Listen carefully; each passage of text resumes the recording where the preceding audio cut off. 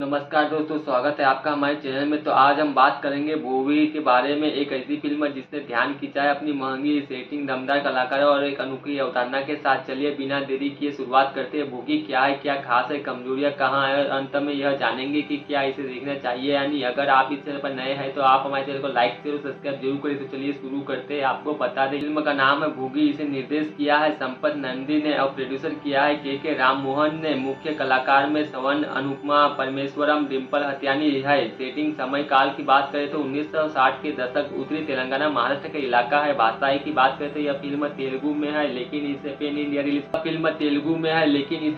Release किया जाना है। हिंदी, तमिल, कन्नड़, मलयालम सभी भाषाओं में रिलीज होगी। बात करें अनाउंसमेंट और प्रचार की तो 20 एकड़ भूमि पर एक बड़े सेट का निर्माण किया गया और फर्स्ट स्पार्क नामक कॉन्सेप्ट वीडियो जारी किया गया है, जिसमें फिल्म की थीम और टोन की झलक मिलती है। तकनीकी टीम की बात करें तो आर्ट डिजाइन किरण कुमार ने तकनीकी टीम पर काफी मेहनत की है, जिससे दृश्य अच्छा लगे। भले ही अभी फिल्म पूरी तरह रिलीज नहीं हुई है, वो ज्यादा विवरण सार्वजनिक न हो, लेकिन जो उपलब्ध जानकारी है वो कुछ इस तरह है। कहानी 1960 के दशक में पली बड़ी पृष्ठभूमि में बुरी गई है सत्ता, जहां संघर्ष और सामाजिक ताने के बीच के मानवीय तानबाना चलता है। मुख्य नायक एक ऐसे व्यक्ति के रूप में दिखाया गया है जिनकी जीवन यात्रा संघर्षों और आंतरिक उथल पुथल से भरी है। प्रमुख नायिका अनुपमा परमेश्वरम और डिम्पल हत्यानी है, जिनकी भूमिकाएं कहानात्मक महत्वपूर्ण होगी और नायक की कहानी को आगे बढ़ाएगी। चित्रण यह लगता है कि फिल्म में साहस, बलिदान, सत्ता, संघर्ष और मानवीय रिश्तों का मिश्रण होगा। सभी ट्विस्ट स्पार्क है। वीडियो में एक तलवार के हस्तांतरण का दृश्य दिखाया गया है, जो एक वचन या संधि का संकेत हो सकता है। यह फिल्म के महत्वपूर्ण मोड़ को इंगित करता है।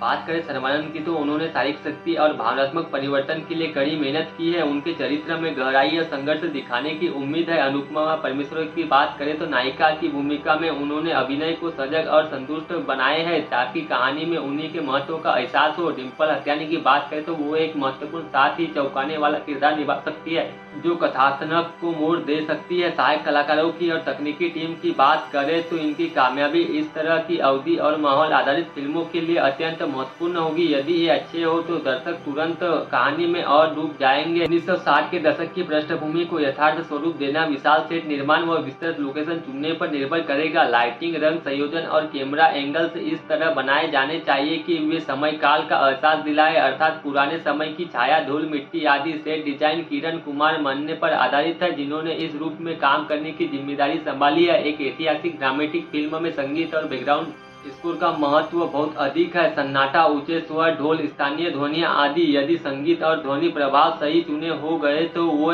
दृश्य को और भावनात्मक बना देंगे। अभी तक संगीत निर्देशक की पूरी जानकारी सार्वजनिक नहीं हुई है, लेकिन प्रचार में यह कहा गया है कि तकनीकी टीम बहुत मेहनती है। ऐसी फिल्में जहाँ समय काल और विस्तार बहुत है, वहाँ पेसिंग महत्वपूर्ण होती है। शुरुआत धीमी हो सकती है, लेकिन मध्य भाग और अंत को खींचदार और असरदार होना चाहिए। यदि ज्यादा सीन बिखरे हो तो अनावश्यक दृश्य हो तो दर्शक बोर हो सकते हैं। एडिटिंग इतना अच्छा हो कि कहानी दोहराव ना लगे। महंगे सेट, विस्तृत लोकेशन, पेन इंडिया दृष्टिकोण, ये बड़े पैमाने पर फिल्म को दृष्टिगत रूप से आकर्षण बना सकते हैं। यदि कहानी और पात्रों के बीच संबंध गहराई से दिखाया जाए तो यह दर्शकों को जोड़े रख सकता है। स्वर्णमंदिर का रूपांतरण, नायिका को भूमिका, तकनीकी टीम की तैयारी, ये सभी यदि संतुलित हो तो फिल्म को ऊंचाइयां दिला सकते हैं। शक्ति, संघर्ष, मानवीय मूल्य, यदि फिल्म इन पहलुओं को सही तरीके से पकड़ती है तो यह सिर्फ मनोरंजन नहीं बल्कि संदेश भी दे सकती है। बात करें कमजोरियों की तो आपको बता दें, यदि मध्य भाग में कहानी ठहर सी जाए तो दृश्य लंबे हो जाए तो दर्शक को ध्यान भटा सकती है। यदि ट्विस्ट बहुत साफ दिखे तो यह अनुमान लगाना आसान होगा, तो सस्पेंस कम हो जाएगा। चूंकि यह पेन इंडिया रिलीज है और संवादों का अनुवाद है, हिंदी संस्करण की गुणवत्ता बेहद महत्वपूर्ण होगी।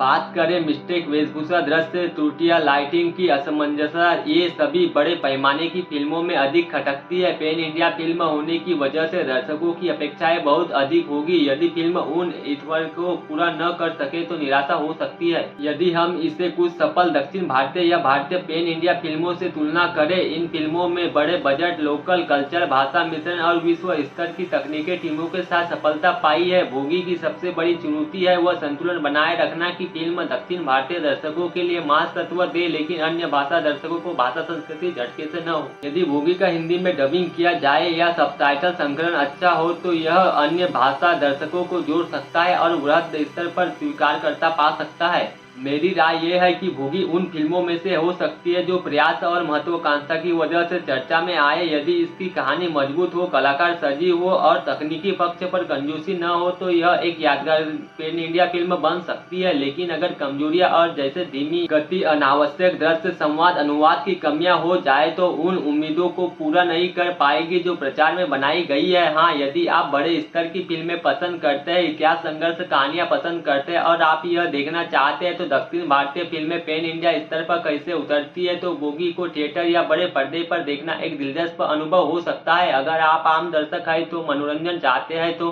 रिलीज के बाद ऑडियंस की दर्शकों की रिव्यू देखकर जाना पसंद कर सकते हैं। दोस्तों, यह थी मेरी पूरी रिव्यू फिल्म बोगी की निरंतर ताकत और चुनौतियों के साथ। अगर आपको यह रिव्यू पसंद आई हो तो प्लीज लाइक करें, कमेंट करें और आप क्या सोचते हैं कि यह फिल्म सफल होगी या नहीं, और सब्सक्राइब करना मत भूलिए ताकि आपको हमारी नोटिफिकेशन सबसे फर्स्ट पहुंच सके। तो दोस्तों, आज के वीडियो में बस इतना ही। मिलते किसी नेक्स्ट वीडियो में नए टॉपिक के साथ। तब तक के लिए thanks for watching. Love you all. जय हिंद, जय भारत।